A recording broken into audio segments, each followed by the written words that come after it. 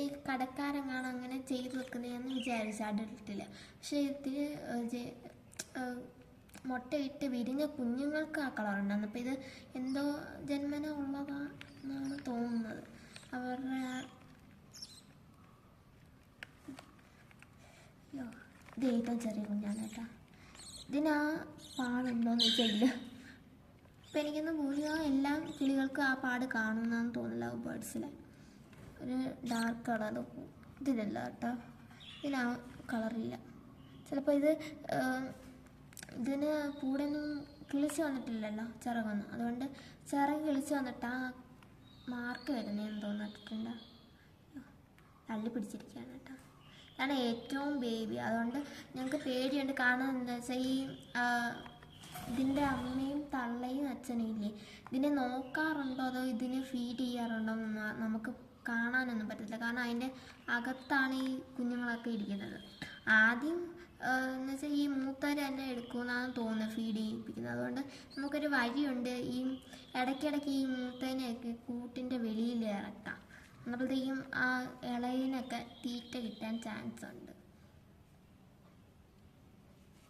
അപ്പം ഞങ്ങൾ അങ്ങനെയാണ് ചെയ്യുന്നത്. അപ്പോൾ രാവിലെ അപ്പോൾ ഇതിനെന്ന് വെച്ചാൽ ഇതിന് ഓൾഡെന്ന് പറയുന്നത് ഇപ്പോൾ ഒരു മാസം ആവാറായതേ ഉള്ളൂ കേട്ടോ. അപ്പോൾ 20 ദിവസം കണ്ട് ഏകദേശം ആയിട്ടുണ്ട് ഇത് വിരിഞ്ഞിട്ട്. ഇപ്പോൾ 1 മാസം പോലും തികച്ചായിട്ടില്ല. അതിനു മുമ്പ് തന്നെ ഉണ്ട് നല്ല ചിറകും ഒക്കെ കിളിച്ച് വന്നിട്ടുണ്ട്. കണ്ടോ, ചാടി. നമുക്കിതിനെ ഒന്ന് ഈ കൊട്ടയിൽ നിന്ന് ഇറക്കി വെക്കാം.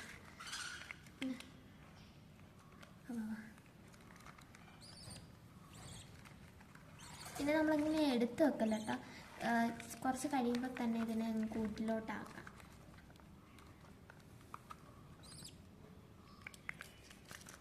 കാരണം ഇത് നല്ല ചൂടും കിട്ടണം.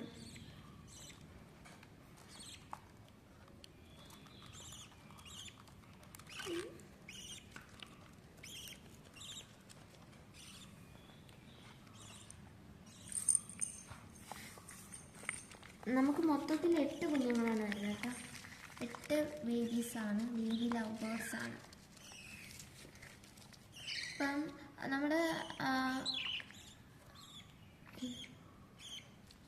ഇതിന് വലിയൊരു കൂട് സെറ്റ് ചെയ്യും. ഇപ്പം അച്ഛൻ ഗൾഫിൽ നിന്ന് വന്നിട്ട് നമുക്കൊരു അടിപൊളി കൂട് ഇതിന് സെറ്റ് ചെയ്യണം. അതായത് നമുക്ക് വെളിയിൽ വേണം സെറ്റ് ചെയ്യാൻ, ചെറിയ ഹൈറ്റിൽ വേണം വെക്കാൻ കൂട്, നല്ല അത്യാവശ്യം വലുത്.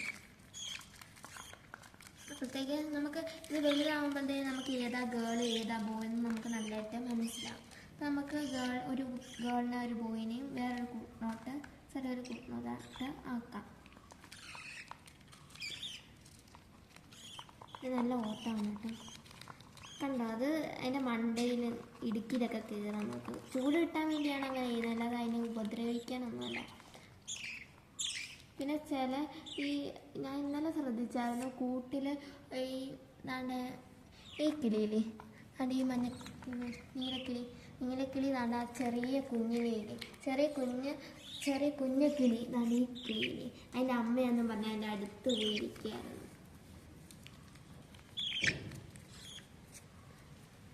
അടുത്ത് പോയി അതിൻ്റെ അടുത്തുനിന്നേ മാറുന്നില്ലായിരുന്നു ഇന്നലെ. പഴയ കൂട്ടിൻ്റെ അങ്ങേ സൈഡിൽ മൂടെ പോയിരുന്നു.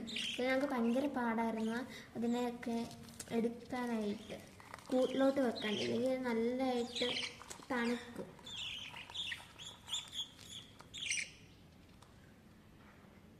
ഇതിനെ പുറത്തങ്ങനെ എടുക്കാൻ പറ്റത്തില്ല, കാരണം വെച്ചാൽ അത് വിറയ്ക്കും കേട്ടോ. തണുപ്പടിച്ച് നല്ലതായിട്ട് വിറയ്ക്കുന്ന സാധനങ്ങളാണ്.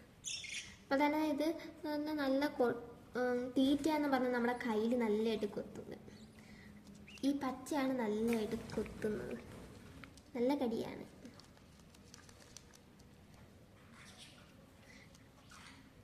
പിന്നെ ഇത് ഇങ്ങനെ എരിയുമ്പോഴില്ല, നമ്മുടെ കയ്യിൽ എരിയുമ്പോൾ എനിക്ക് ഇക്കിളിയാണ്, സത്യമാണ്. ഇതിനാണെങ്കിൽ ചെറിയ പിന്നെ നമുക്ക് പേടിയെന്ന് വെച്ചാൽ ഇത് എപ്പോഴും കൂടിൻ്റെ വെളിയിൽ ഇങ്ങനെ തലയിട്ട് നോക്കും. അപ്പം ഞാൻ വിചാരിക്കും ഇത് നെക്സ്റ്റ് ഔട്ട് ആവാനാണ് അങ്ങനെ തലയിടുന്നത്. കാരണം വെച്ചാൽ ഇത് പറക്കണ്ടേ. അപ്പം നമ്മളിങ്ങനെ എടുത്ത് ഇങ്ങനെ വെച്ചിരുന്നാൽ അതൊന്നും പറന്നു പോകത്തില്ലേ. അതുകൊണ്ടാണ് ഞാൻ പേടിക്കുന്നത് ഇങ്ങനെയൊക്കെ വെക്കാൻ. മാത്രമല്ല കഥകളൊക്കെ തുറന്നിട്ടേക്കുക. അങ്ങനെ പറന്നു പോയാൽ തന്നെ ഇതിന് തീറ്റയൊന്നും കിട്ടാതെ ചത്തു.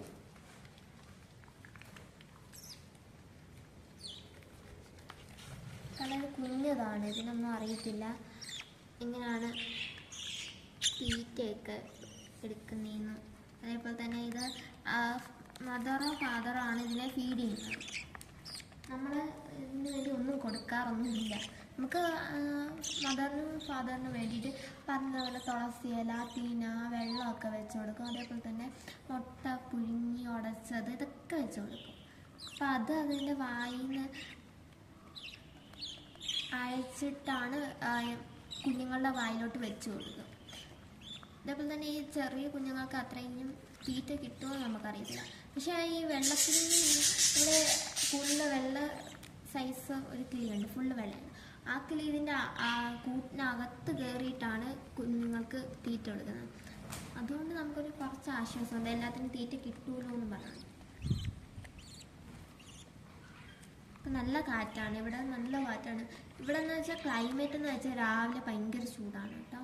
നമുക്ക് രാത്രിയിലും ചൂടാണ്, ഉച്ചയ്ക്കും ചൂടാണ്. പക്ഷേ ഈ നമുക്ക് ഇപ്പം നല്ല ഭയങ്കര തണുപ്പാണ് കേട്ടോ. 10 മണിക്ക് ആകുമ്പോഴത്തേക്കും നല്ല തണുപ്പാവും. ഇവിടെ ഭയങ്കര ക്ലൈമറ്റ് ചേഞ്ചാണ്.